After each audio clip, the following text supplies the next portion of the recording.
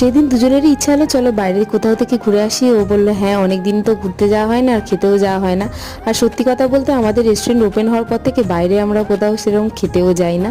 যাই হোক, তো বললো চলো পাটুলিতে, কারণ পাটুলির প্রচুর ভিডিও দেখেছি, ওখানে নাকি নানান রকম সুস্বাদু খাবার পাওয়া যায়, তো গিয়ে খাওয়া হোক।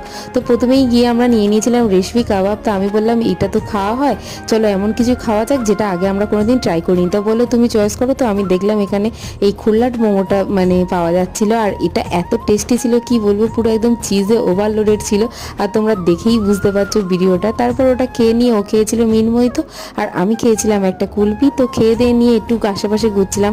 এগুলো বেশ দেখতেও ভালো লাগছিল। আর সত্যি কথা বলতে এখানে এই সন্ধ্যের টাইমটা গেলে না, মানে তোমার কিভাবে যে টাইম কেটে যাবে তোমরা নিজেও বুঝতে পারবে না। তারপর আমরা প্রচুর ফটো তুলেছিলাম। আর এই সেই লেখাটা আমার ভালোবাসার পাটুলি। আশা করি এই জায়গাটা দাঁড়িয়ে সবাই ফটো তুলেছে, মানে যারা যারা এই জায়গাটায় গিয়েছে।